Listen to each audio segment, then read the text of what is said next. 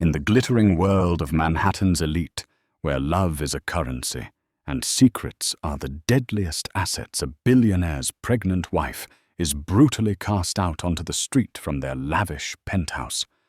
Left with nothing but the clothes on her back and a heart shattered into 1,000,000 pieces, her life takes an unimaginable turn. As she weeps on the cold pavement, a mysterious force begins to move mountains for her. This isn't just a story of revenge.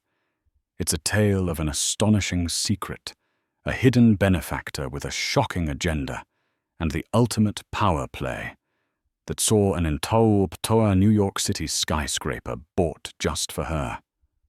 The penthouse at 157, the glittering needle piercing the Manhattan skyline, was more than a home. It was a kingdom. For Anya, it was a gilded cage, albeit one with breathtaking floor-to-ceiling views of Central Park. From this vantage point, the city seemed a toy, a miniature world she could hold in the palm of her hand. But her own world felt just as controlled, just as subject to the whims of its creator. Her husband, the formidable and devastatingly handsome Julian Croft. Julian wasn't just wealthy. He was a titan of industry, a man whose name was whispered with a mixture of awe and fear in the boardrooms of Wall Street. He had built his empire from the ground up, a fact he never let anyone, especially Anya, forget. Theirs was a whirlwind romance, a story the tabloids had devoured with insatiable hunger. A young unknown artist swept off her feet by the city's most eligible bachelor. The wedding was a spectacle, a symphony of extravagance held at the iconic Plaza Hotel, with a guest list that read like a who's who of global power. For 5 years, Anya had played her part to perfection. The demure, elegant wife, a stunning accessory on Julian's arm at countless galas and charity events. She had traded her paintbrushes and canvases for couture gowns and diamond necklaces. She had learned to navigate the treacherous waters of New York high society, a world where smiles were weapons and friendships were transactional. She had even convinced herself she was happy that the intoxicating rush of their lifestyle was a worthy substitute for the quiet passion of her art. The first cracks in the flawless facade of their marriage had appeared subtly. A dismissive wave of his hand when she mentioned wanting to set up a small studio in a spare room. A condescending smile when she offered an opinion on his latest business venture. Julian had not married a partner. He had acquired a beautiful possession, one he expected to remain pristine and silent on its pedestal. But everything changed the day Anya discovered she was pregnant. A tiny, fluttering heartbeat on a grainy ultrasound screen had ignited a spark of hope in her that she hadn't realized was dormant. This child, their child, would be the bridge that finally connected their two disparate worlds. It would be the one thing that was truly theirs, not just another of Julian's acquisitions. She planned the reveal meticulously. A private dinner in the penthouse, the city lights twinkling below like a sea of scattered diamonds. She wore a simple, elegant white dress, a stark contrast to the vibrant, abstract painting she had secretly been working on for weeks, a piece she planned to give him as a gift, along with the news. Julian arrived late, as he often did, his face a mask of weary indifference. He loosened his tie, his eyes already on his tablet, scrolling through market reports. "Long day," he grunted, barely glancing at the exquisitely set table. Anya's carefully constructed confidence began to waver. "I have something to tell you, Julian," she said, her voice a little too bright. "Can it wait, Anya? I have a conference call with Tokyo in an hour." "No," she insisted, her hand instinctively going to her still flat stomach. "It can't wait." She took a deep breath and told him. The words tumbled out full of hope and nervous excitement. She spoke of their future, of a family, of a love that would finally be more than just a performance. When she finished, the silence was deafening, broken only by the distant hum of the city. Julian's expression was unreadable. He slowly placed his tablet on the table, his gaze cold and analytical. "You're pregnant," he stated the words flat and devoid of emotion. "Yes?" she whispered, a smile finally breaking through her anxiety. "Isn't it wonderful?" He stared at her for a long moment, his eyes narrowing. Then he did something that chilled her to the bone. He laughed. It wasn't a laugh of joy or surprise, but a short, sharp bark of derision. "Wonderful!" He sneered, the word dripping with contempt. "You think this is wonderful?" Anya's smile faltered. "What do you mean?" "I mean," he said, rising from his chair and pacing the room like a stalked panther, "that this is a disaster, a complication I neither need nor want." The blood drained from Anya's face. "A complication, Julian. This is our child." "It's a liability," he shot back, his voice rising. "My life is perfectly calibrated, Anya. My business, my public image, my personal life. Everything is exactly as it should be. A child throws a wrench in all of that. The noise, the mess, the demands on my time. It's an inconvenience." Tears pricked at Anya's eyes. "An inconvenience. That's all this is to you." "What did you expect?" he scoffed. "That I would suddenly transform into a doting father, that we would become some sort of idyllic happy family. That was never part of the arrangement, Anya. You were supposed to be the beautiful, uncomplicated part of my life. Not this." He gestured vaguely at her midsection, his disgust palpable. The cruelty of his words was like a physical blow. The gilded Kai she had lived in for 5 years suddenly felt suffocating, its golden bars turning to cold, hard steel. "The arrangement," she echoed, her voice trembling with a mixture of hurt and fury. "I thought this was a marriage." "It's a partnership," he corrected her, his tone sharp and clinical. "And you have just violated the terms of our agreement." "By getting pregnant?" she cried, her composure finally shattering. "How could you be so heartless? Heartless!" He repeated, a cruel smirk playing on his lips. "I'm a pragmatist, Anya, and pragmatically this is a problem that needs to be solved." He walked over to the floor-to-ceiling windows, his back to her as he surveyed his kingdom below. "I've already spoken to my lawyer. He'll draw up the papers." Anya's heart stopped. "What papers?" He turned to face her, his expression as cold and unforgiving as the winter sky. "Our divorce, of course, and a non-disclosure agreement. You will be well compensated for your time naturally. A generous settlement enough to ensure your silence and your discretion." The room began to spin. "You're divorcing me?" "Because I'm pregnant." "I'm terminating a contract that has been breached," he said, his voice devoid of any warmth. "As for the issue," he hesitated, his gaze flickering once more to her stomach. "You will take care of it. Discreetly."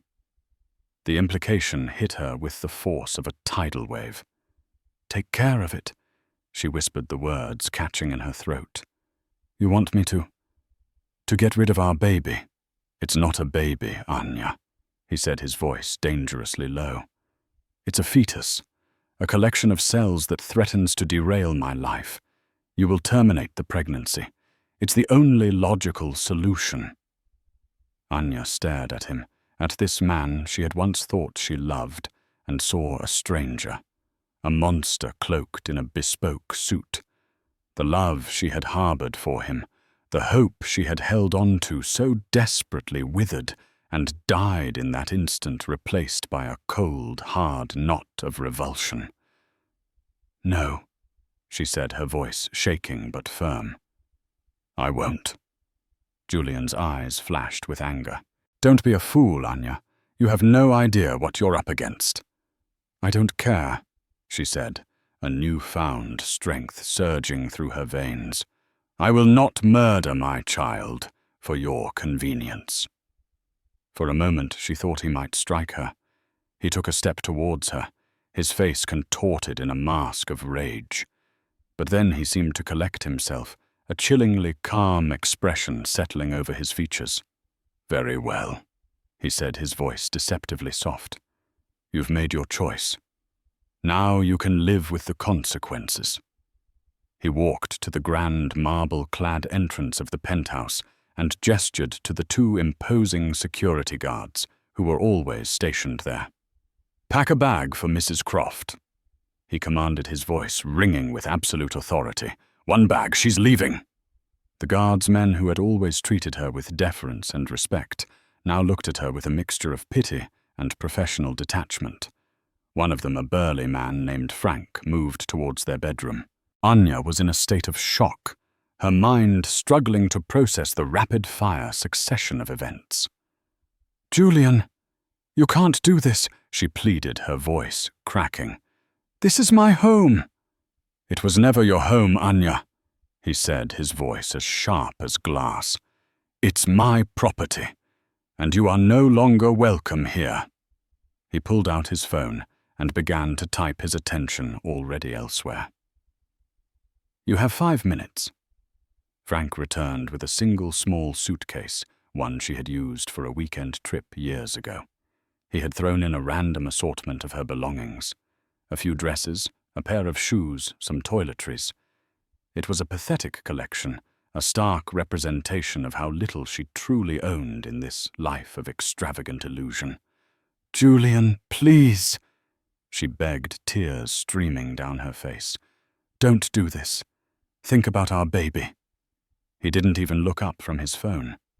The baby is your problem now, he said coldly. You chose it over me, over this life. He finally raised his eyes, his gaze sweeping over her with a look of utter disdain. You'll be hearing from my lawyer. The security guards flanked her, their presence a silent, immovable force. They escorted her to the private elevator, the doors closing with a soft, final hiss, sealing her off from the life she had known. As the elevator descended the 90 floors, Anya stared at her reflection in the polished bronze walls, a woman in a beautiful white dress, her face streaked with tears, clutching a small suitcase. A queen banished from her castle. The elevator doors opened into the opulent lobby, the air thick with the scent of expensive perfume and fresh flowers. The doorman, a man who had greeted her with a warm smile every day for 5 years, now averted his gaze, his face a mask of professional neutrality. He held the door open for her, and she stepped out into the harsh, unforgiving glare of the New York City night. The cold air hit her like a slap in the face, a stark contrast to the climate-controlled perfection of the penthouse. The sounds of the city, which had always seemed so distant and muted from her perch on the 90th floor, were now a deafening cacophony of blaring horns, shouting voices and wailing sirens. She stood on the pavement outside 157, the monumental skyscraper looming over her like a silent, indifferent giant. She was homeless, pregnant, and alone with nothing to her name but a suitcase full of clothes and a heart full of shattered dreams. The tears came then hot and unrestrained, a torrent of grief and despair. She sank to her knees on the cold, unforgiving concrete, her body shaking with sobs, oblivious to the curious glances of passers-by. She had been kicked out of the penthouse, but as she wept in the shadow of the tower, a plan was already in motion, set in place by a secret benefactor who had been watching, waiting for this very moment. A benefactor who was about to buy her the entire tower. The first few hours were a blur of disorientation and raw, unadulterated pain. Anya wandered the streets of Manhattan like a ghost, her designer heels so accustomed to plush carpets and chauffeured cars, now clicking awkwardly on the grimy pavement. The city that had once been her playground had transformed into a labyrinth of indifferent faces and towering buildings that seemed to mock her fallen state. She eventually found herself in a small, dingy hotel in a less fashionable part of town, the kind of place she hadn't set foot in since she was a struggling artist with more dreams than dollars. The room was cramped and smelled of stale cigarette smoke and desperation. The threadbare carpet was a world away from the hand-knotted silk rugs of the penthouse. As she sat on the edge of the lumpy mattress, the full weight of her situation crashed down on her. She had no one. Her family, a modest, middle-class couple from Ohio, had been so intimidated by Julian's wealth and power that their relationship with Anya had become strained and distant. They had seen her marriage as a fairy tale, a life beyond their wildest imaginations. How could she possibly tell them that the prince was a monster and the castle had crumbled? Her friends, the glamorous, air-kissing women of her social circle, were Julian's friends first and foremost. Their loyalty, she knew, was tied to his influence and his bank account. To them, she was now a liability, a social pariah, a cautionary tale to be whispered about over champagne and canapes. The next morning, the news broke. It wasn't in the gossip columns of the tabloids, not yet. Julian was too meticulous for that. Instead, it was a carefully worded statement from his company's PR department, released to the financial press. Julian Croft and Anya Croft have amicably decided to separate, it read. They ask for privacy during this difficult time. Amicably? Anya scoffed the word, tasting like ash in her mouth. There was nothing amicable about being thrown out onto the street in the middle of the night. Her phone, which had been ominously silent since she left the penthouse, suddenly buzzed with a notification. It was a wire transfer. A substantial sum enough to live comfortably for a few years had been deposited into her personal account. It was the generous settlement Julian had spoken of. Hush money, a final insulting transaction to close the books on their marriage. Attached to the notification was a crisp, impersonal email from a law firm she didn't recognize. It contained a single attachment, a PDF of the divorce papers and the non-disclosure agreement. The terms were brutal. She was to relinquish all claims to their marital assets, to never speak publicly or privately about their marriage, or the reasons for its dissolution, and most chillingly, to resolve the issue of the pregnancy in a timely and confidential manner. A wave of nausea sharper than her morning sickness washed over her. He was actually trying to legally obligate her to have an abortion. The audacity, the sheer unadulterated arrogance of it was breathtaking. A fool ignited within her a flicker of the defiance that had made her refuse his demand in the first place. She would not be bought. She would not be silenced, and she would most certainly not harm her child. She deleted the email without a second thought, the act a small but significant rebellion. Meanwhile, back in the rarefied air of the 90th floor, Julian was orchestrating his own narrative. He convened an emergency meeting with his inner circle, his shark-like lawyer, Arthur Vance, his ruthlessly efficient head of PR.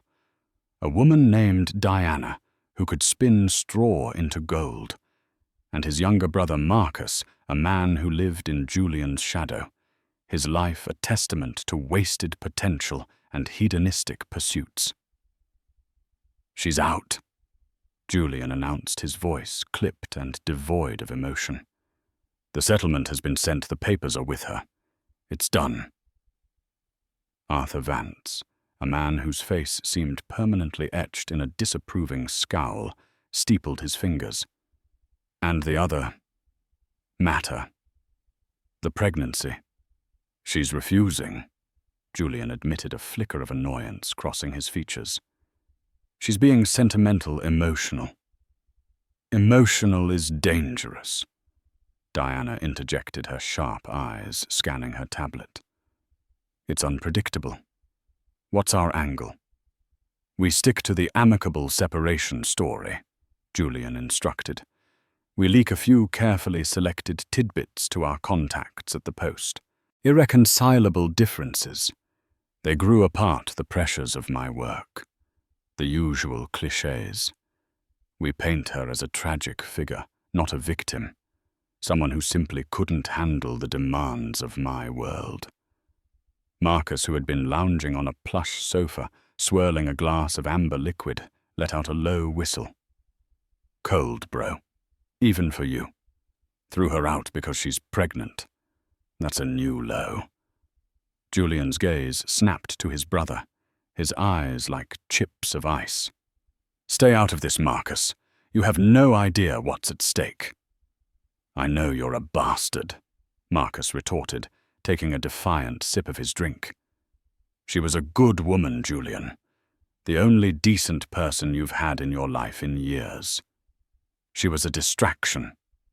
Julian shot back, his voice rising. A beautiful, expensive distraction. And now she's a complication that I am handling. So what's the real reason? Marcus pressed a rare spark of seriousness in his eyes. It's not just about the inconvenience of a baby. I know you, Julian. This is about something else. Julian's jaw tightened. He wouldn't admit the real reason, not even to his own brother. The truth was far more complex, a secret buried deep beneath layers of ambition and fear. It was about a legacy, a dynasty he was trying to build, and a past he was desperate to keep buried. A child, his child was a threat to all of it. A wild card, a potential heir who could one day unravel everything he had so carefully constructed. The reason, Julian said, his voice dropping to a menacing whisper, is my business, and you would do well to remember that. The thinly veiled threat hung in the air, a stark reminder of the power Julian wielded over everyone in his orbit, including his own family. While Julian was busy spinning his web of lies, Anya was taking the first tentative steps towards reclaiming her life. She found a small furnished apartment in a quiet, unassuming neighborhood, a place where no one would know her name or her history. She used a fraction of Julian's settlement to pay the rent, the act filling her with a bitter sense of irony. She was using his money to build a life he had tried to destroy. She also made an appointment with a lawyer, not a high-powered celebrity attorney, but a woman named Helen, who ran a small independent practice focused on women's rights. Helen was the antithesis of Arthur Vance. She was warm, empathetic, and radiated a quiet strength that Anya found instantly reassuring. Anya told her everything: the gilded cage, the emotional abuse, the cruel ultimatum, the shocking expulsion from her home. Helen listened patiently, her expression growing more and more grim with each detail. What he has done, Helen said, her voice laced with outrage, is not just morally reprehensible, it's illegal. He cannot coerce you into terminating a pregnancy, and a non-disclosure agreement signed under such duress is highly contestable. For the first time in days, a sliver of hope pierced through Anya's despair. So I can fight him. We can certainly try, Helen said, her tone cautious. But you need to understand, Anya. Julian Croft is one of the most powerful men in this city. He will use every resource at his disposal to crush you. He will try to paint you as an unstable, gold-digging opportunist. He will drag your name through the mud. It will be a brutal public battle. Anya's heart sank. A public battle was the last thing she wanted. All she wanted was to be left alone, to raise her child in peace. "What if I don't want to fight him?" she asked, her voice barely a whisper. "What if I just want him to leave me alone?" Helen gave her a sad, knowing smile. Men like Julian Croft don't just leave people alone, Anya. They control them. The only way to be free of him is to have your own power. The words echoed in Anya's mind. Power. It was something she had never had, something she had never even thought to want. She had been content to live in the shadow of Julian's power, never realizing that the shadow was a cage.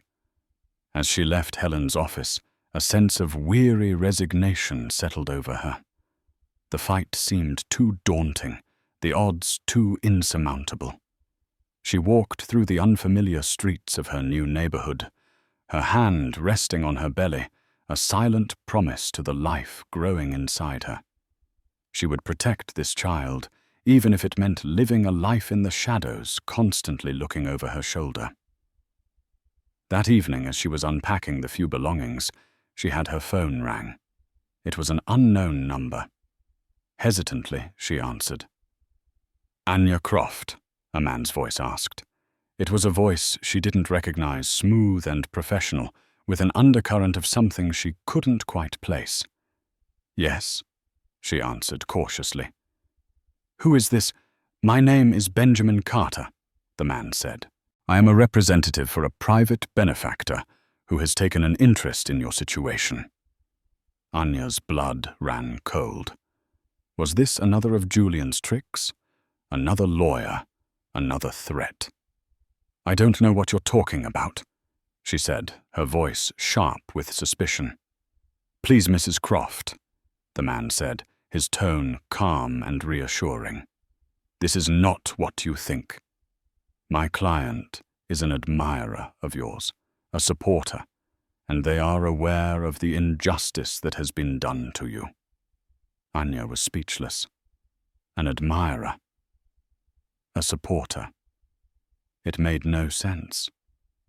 "My client," Benjamin Carter continued, his voice dropping slightly, "has instructed me to make you an offer of assistance, a way to secure your future and the future of your child in a way that will ensure you are never at the mercy of a man like Julian Croft again."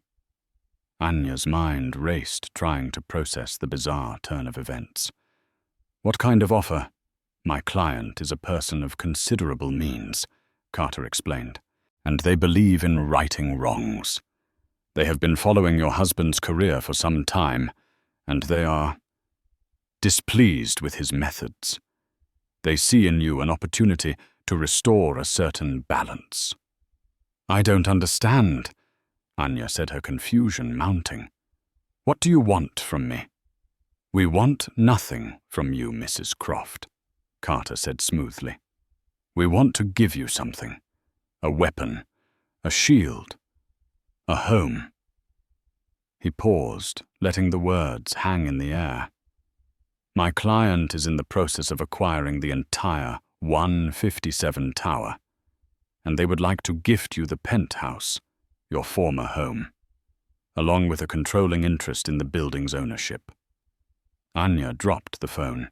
It clattered to the floor, the man's voice still faintly audible. She stared at the cracked screen, her heart pounding in her chest. It was impossible.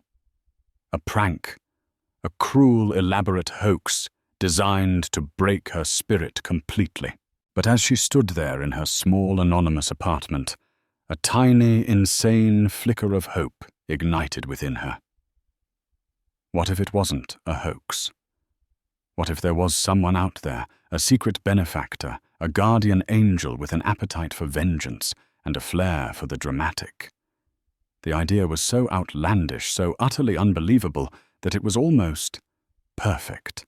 A twist of fate so audacious that not even Julian Croft, in all his calculating arrogance, could have ever seen it coming. The battle for her future, she realized, had just begun, and a mysterious, powerful new player had just entered the game.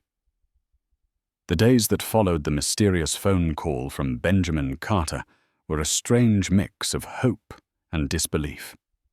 Anya half expected to wake up and find it was all a dream, a figment of her overwrought imagination. But then a sleek black car would appear at her doorstep, a courier would deliver a discreet package, or a quiet, unassuming email would land in her inbox.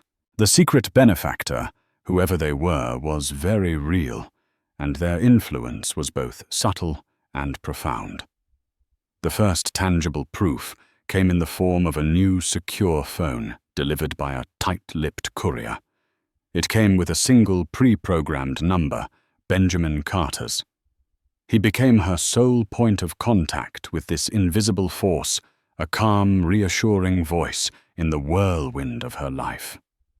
"My client believes in discretion and security," Carter explained during their first call on the new device.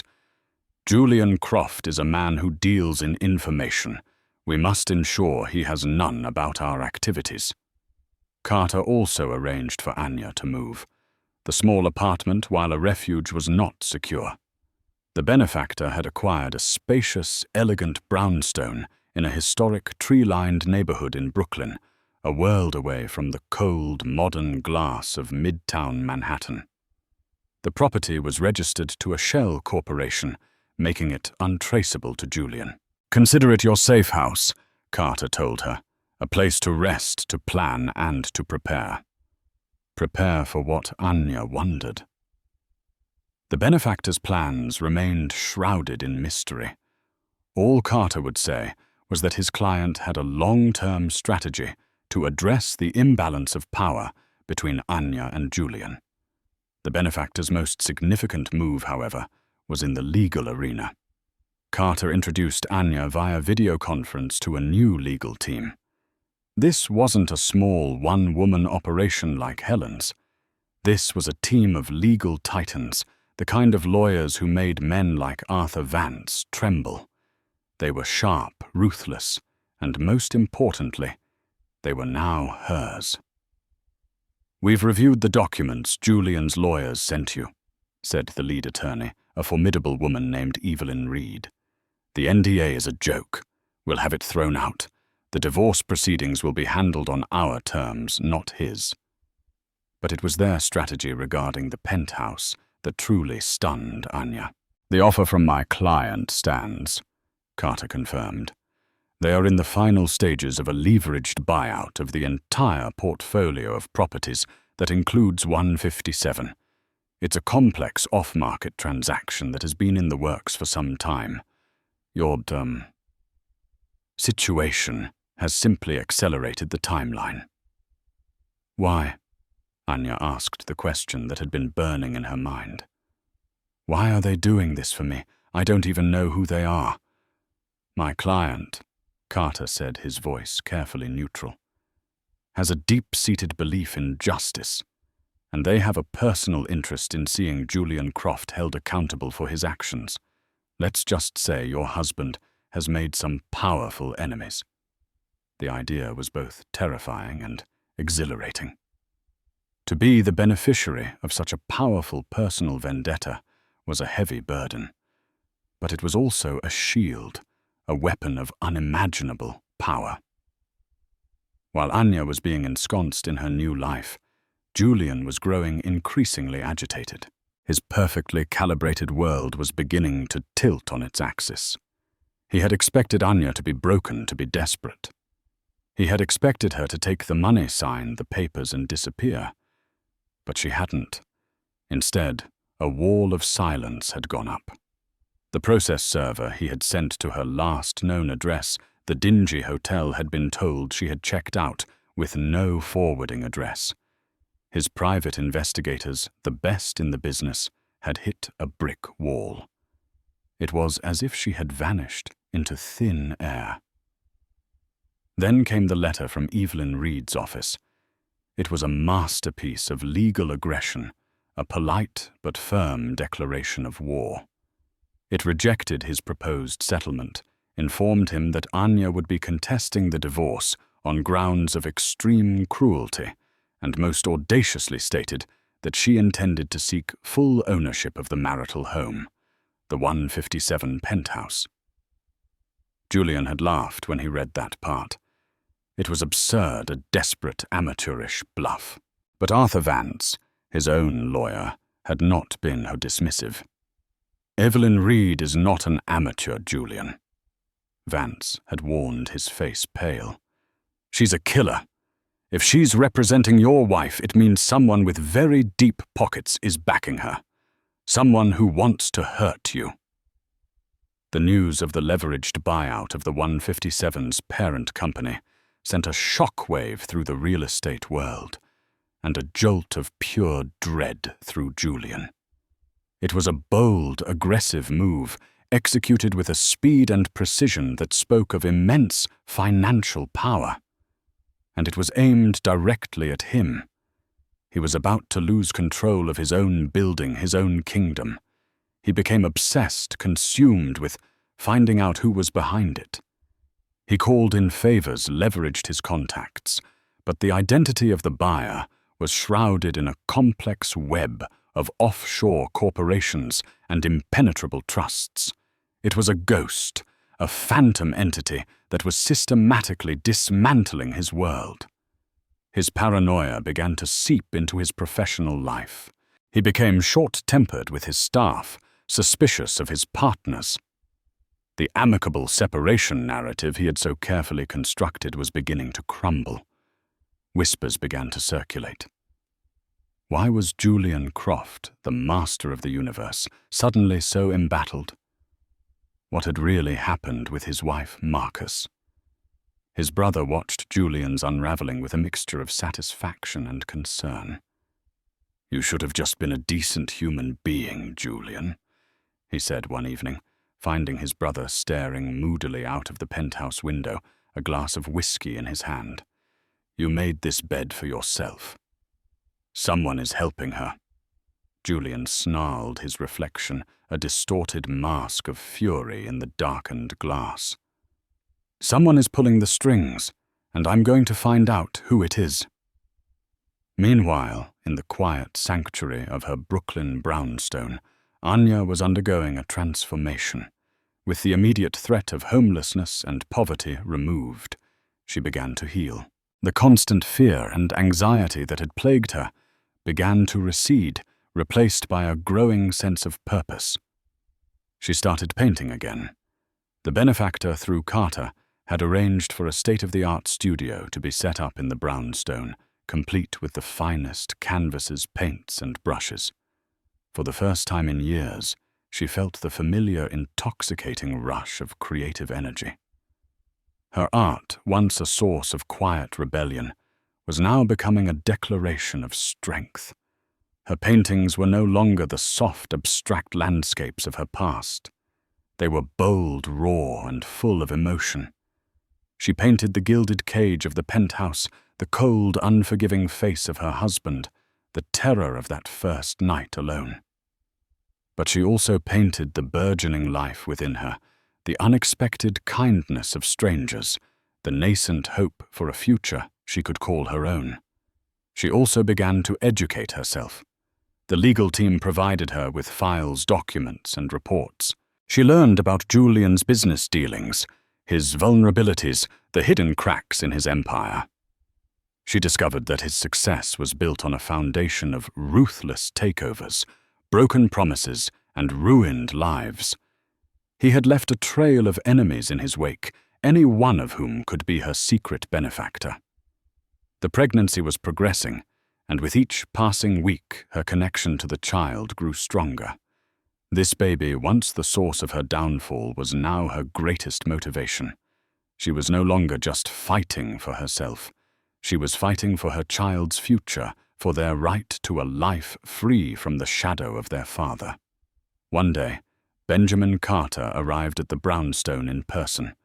It was the first time Anya had met him face to face. He was exactly as his voice had suggested, calm, impeccably dressed, and exuding an air of quiet competence. "My client felt it was time for you to have a more active role in the proceedings," he said, handing her a thick file. "This is a comprehensive portfolio of Julian Croft's assets, his liabilities, and his indiscretions. Anya opened the file. It contained a wealth of information, hidden bank accounts, shell corporations, details of secret deals that bordered on illegal. But it was a smaller, separate envelope within the file that caught her attention. "What's this?" she asked. That Carter said his expression unreadable is what my client refers to as the key. It's personal. It's a piece of your husband's past that he has gone to great lengths to conceal. My client believes it is the one thing he fears above all else. Anya's hands trembled as she opened the envelope. Inside was a faded photograph and a yellowed newspaper clipping. The photograph was of a young, smiling woman, her eyes full of life and hope. The newspaper clipping was an obituary. The woman's name was Sophia, and she had died tragically and mysteriously over a decade ago. "Who is she?" Anya whispered, a cold dread creeping into her heart. She was Julian Croft's first love. Carter explained, his voice soft. And her family believes he was responsible for her death. The room fell silent, the only sound the frantic beating of Anya's own heart. The Benefactor's game was far more dangerous, far more personal than she had ever imagined. This wasn't just about a divorce or a penthouse. It was about a secret that had the power to not just ruin Julian Croft, but to destroy him completely. And the Benefactor had just handed her the weapon. The revelation of Sophia's existence and the dark cloud of suspicion surrounding her death shifted the very ground beneath Anya's feet. The battle was no longer just about her own liberation. It was about uncovering a truth that had been buried for over a decade. The faded photograph of the smiling young woman became a haunting presence in the quiet brownstone, a silent testament to another life Julian had allegedly destroyed. Benjamin Carter, acting on his client's instructions, provided Anya with a more detailed dossier on the Sophia case. Sophia Romano had been Julian's college sweetheart, a brilliant, passionate young woman from a wealthy old money family. They were the golden couple, destined for a life of shared success and happiness. But their relationship had ended abruptly, and shortly thereafter, Sophia had died in a single car accident on a winding coastal road. The official ruling was accidental death, but the Romano family had always suspected foul play. They believed Julian had driven her to her death either through emotional torment or as the darkest whispers, suggested by more direct means. The Romanos, a proud and powerful family in their own right, had tried to investigate, but Julian even then had been adept at covering his tracks. They had no concrete proof, only a deep-seated conviction that he was responsible. They had eventually withdrawn from society, broken by their grief and their inability to find justice for their daughter. "Why are you telling me this?" Anya asked Carter, her voice trembling. "Who is your client? Is it the Romano family?" Carter's expression remained impassive. "My client's identity must remain confidential for now, but I can tell you that they were very close to Sophia. Her death was a profound loss." The pieces began to click into place. The Benefactor's vendetta wasn't just about business or a general sense of justice. It was deeply, irrevocably personal. They were using Anya and her own struggle against Julian as the instrument of a long-delayed revenge. Anya felt a chill run down her spine. She was a pawn in a much larger, much deadlier game than she had realized. But she was also the one holding the most powerful piece on the board. Her legal team, led by Evelyn Reed, began to subtly shift their strategy. They weren't just attacking Julian's finances anymore. They were creating a narrative, a pattern of behavior. They started deposing former employees, ex-girlfriends. Anyone who had witnessed Julian's controlling nature, his ruthlessness, his capacity for cruelty. They were painting a portrait of a man who systematically broke the women in his life. The pressure on Julian was mounting from all sides. The phantom buyer had successfully completed the acquisition of 157. He was now a tenant in his own kingdom, a fact that galled him to his core. His business deals were facing unexpected scrutiny, with regulators suddenly taking a keen interest in transactions that had previously gone unnoticed, and the whispers about his amicable divorce were growing louder, fueled by strategic leaks from Anya's legal team. He was bleeding money influence, and most importantly, control. The world he had built with such meticulous precision was beginning to fracture. He became a man besieged, lashing out at everyone around him. His rages became legendary, his paranoia all-consuming. Marcus, his brother, was one of the few people who dared to confront him directly. "This is about more than the divorce, isn't it?" Marcus asked one night, finding Julian in his office, surrounded by financial reports and legal documents. "This feels different. It feels personal." Julian's head snapped up, his eyes bloodshot and wild. "What do you know about it?" he snarled. "I know that you're self-destructing," Marcus said, his voice unusually firm. "And I think I know why. I remember Sophia, Julian. I remember what happened. And I think someone else does, too." The mention of Sophia's name was like a physical blow. Julian recoiled, his face ashen. "You will not speak that name in this office," he hissed, his voice a low, dangerous growl. "Why?" Marcus pressed, emboldened by his brother's reaction. "Because you're guilty. Because you know you destroyed her, just like you tried to destroy Anya." In a sudden, violent outburst, Julian swept everything off his desk. Papers, a laptop, a crystal decanter, all went crashing to the floor. "Get out!" he roared, his face contorted in a mask of pure fury. "Get out of my life!"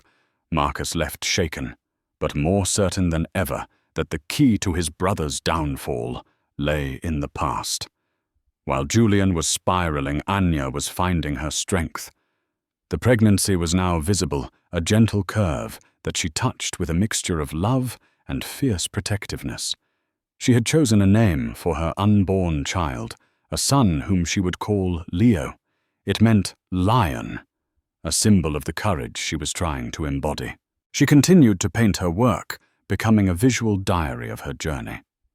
One of her paintings, a powerful, abstract piece that captured the feeling of falling from a great height, was anonymously submitted to a prestigious art competition by the Benefactor. It won. The news, when it was announced, caused a small stir in the art world. A new unknown artist of incredible talent had emerged. For Anya, it was a validation of the identity she had sacrificed for her marriage, a sign that she was becoming her own person again. But the real turning point came when the Benefactor decided it was time to reveal their identity. Benjamin Carter arranged a meeting at a discreet, private location, a secluded wing of the Frick Collection, the renowned art museum after hours. Anya was led through the silent, echoing halls past masterpieces by Rembrandt and Vermeer to a small, quiet gallery. A woman was standing with her back to Anya, gazing at a painting. She was older, in her late 60s, with an air of quiet, unshakable elegance. She was dressed in a simple but exquisitely tailored suit, her silver hair styled in a chic, classic bob. When she turned around, her eyes, a startlingly intelligent shade of blue, met Anya's. "Anya?" the woman said, her voice warm, but tinged with a deep, abiding sadness. "I am so glad to finally meet you in person. My name is Isabella Romano." Anya's breath caught in her throat. It was Sophia's mother. "You are my benefactor." Anya whispered the words, a statement, not a question. "I am," Isabella confirmed. "Sophia was my only child. When she died, a part of me died with her. For years, my husband and I were lost in our grief. We had the wealth, the influence to fight Julian, but we lacked the will. We gave up." She gestured to the painting she had been looking at. "But I never forgot, and I never stopped watching him. I watched him build his emir on the ashes of other people's lives. I watched him charm his way through society, a wolf in sheep's clothing. And then I watched him marry you." Her gaze on Anya was intense, but not unkind. "I saw in you the same spark I saw in my Sophia. The same intelligence, the same passion, the same light, and I saw him trying to extinguish it just as he had extinguished hers. When he threw you out pregnant and alone, I knew I could not stand by any longer. It was as if he was killing my daughter all over again." Tears welled in Anya's eyes. "I'm so sorry for your loss," she said, her voice thick with emotion. "Sophia's death will never be avenged in a court of law," Isabella said, her voice hardening. "Julian was too clever for that. But he can be brought down. His empire is a house of cards built on arrogance and intimidation. And you, Anya, are the one who is going to pull out the first card." "Me?" Anya asked, bewildered. "How?" "Julian's greatest vulnerability," Isabella explained, "is his ego, his belief in his own invincibility. We have systematically dismantled his financial security and his public image. Now we must deliver the final personal blow. We must confront him with the two things he thought he had successfully buried: his past and his own child." The plan she outlined was audacious, a piece of high-stakes theater designed to shatter Julian's psyche completely. "The annual Croft Foundation Charity Gala is in 2 weeks, Isabella said. "It is Julian's crowning achievement, the one night of the year he gets to play the benevolent philanthropist. It is the perfect stage for his public humiliation." The plan was simple, yet devastating. Anya would make her return to society at the gala. She would not be the broken, discarded wife. She would be the picture of strength, success, and radiant motherhood. And she would be escorted by a guest who would be sure to capture the attention of every camera and every gossip columnist in the room. "Who will I be with?" Anya asked.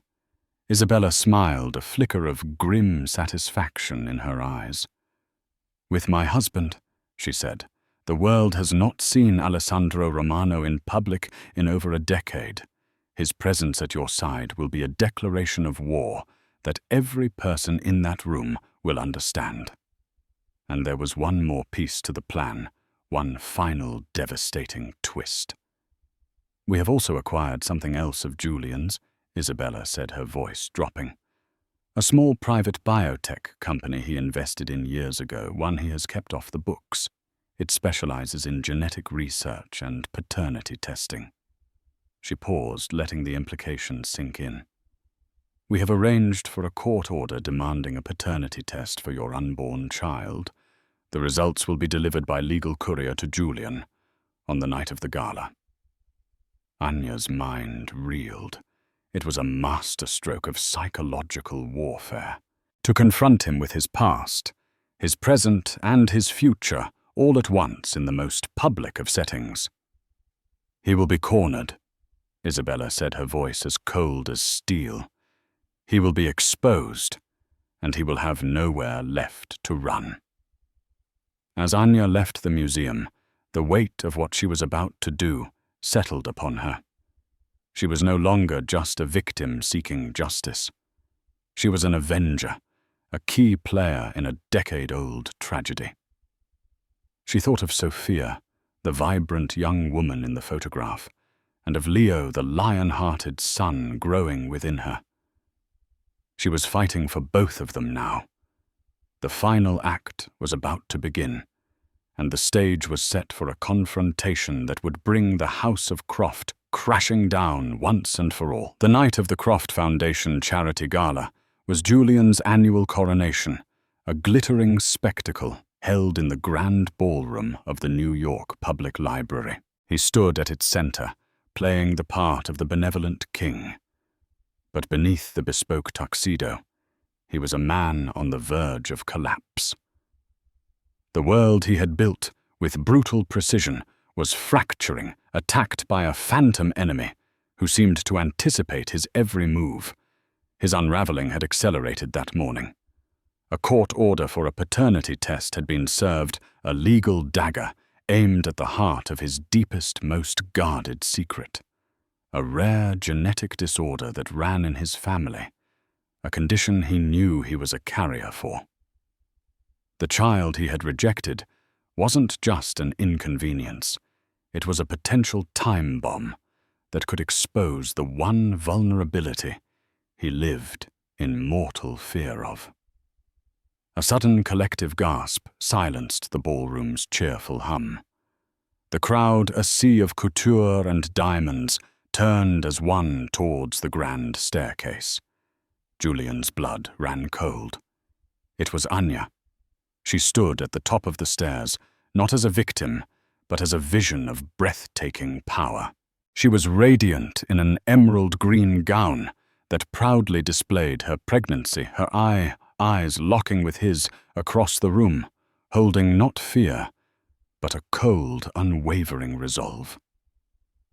The man at her side, however, was the true masterstroke. It was Alessandro Romano Sofia's father, a ghost from Julian's past, resurrected to witness his downfall. His presence with Anya was a public declaration of war, and every person in that room understood its devastating implication. As they descended, the elite crowd parted for them, camera flashes erupting like gunfire. This was the image that would seal Julian's fate, the exiled pregnant wife returning on the arm of her husband's oldest and most bitter enemy. Anya approached him, her expression serene, while Alessandro stood back, a silent, powerful sentinel. "Julian," she said, her voice clear and carrying, "you're looking unwell." "What is this?" he hissed, his voice a desperate, strangled whisper. "Mr. Romano and his wife have shown me the kindness I never received from my husband," she replied, loud enough for the nearest guests to hear their ears straining for every word. At that moment, a legal courier appeared, cutting through the stunned onlookers. He held out a sealed envelope. "Mr. Croft," he announced, "the results of the court-ordered paternity test." The room held its breath. Julian stared at the envelope, a death warrant for the secrets he'd killed to protect. He knew it would confirm the child was his, giving Anya's lawyers the power to subpoena his medical records and expose everything. "Go on, Julian," Anya urged softly. "Open it. The world is waiting." He couldn't move. He was trapped in the Klieg lights of his own, making a king, cornered in his crumbling castle. Then Anya delivered the final fatal blow, leaning in so only he could hear. "It doesn't matter what that paper says. The world will soon know the truth about everything, about Sofia, about how you really built this empire." She smiled, a chillingly beautiful gesture. "By the way, Isabella Romano bought this library. She's donating it to the city in her daughter's name. Your foundation, your legacy. It will all be erased." That was the blow that shattered him. The intricate facade of Julian Croft, titan and philanthropist, disintegrated. He looked at Anya, the woman he had discarded, and saw the architect of his ruin. With a strangled cry of utter despair, he turned and fled. Pushing through the shocked crowd, running from the cameras, from his past, and from the inescapable truth of his own monstrosity. The aftermath was swift and brutal. The story of his public meltdown exploded, and his empire, built on a foundation of intimidation, crumbled to dust. His stock plummeted. Partners vanished, and Julian Croft, the man who had everything, simply disappeared. The penthouse at 157 was officially signed over to Anya. It was no longer a gilded cage, but a true home. She gave birth to a healthy son, Leo, who, in a final act of cosmic irony, had not inherited the dreaded genetic disorder. Standing in her sunlit living room, holding her son Anya, looked out at the city. She had been cast down from this tower, only to end up owning it. Her power wasn't in the building or the money, but in the strength she had found within herself. Aided by a mother's grief, she had faced a monster, and won. She was free, and the future, like the view before her, was limitless. So what do you think of Anya's incredible story? A journey from a shattered life on the cold pavement to owning the very tower she was cast out from. It's a powerful reminder that true strength isn't about the money you have, but the resilience you find in your darkest moments. And sometimes justice comes from the most unexpected places. If you were moved by Anya's fight for her future and the incredible twist of her secret benefactor, show some love. Hit that like button, share this video with someone who needs a story of hope and empowerment. And don't forget to subscribe to our channel for more unforgettable stories like this one.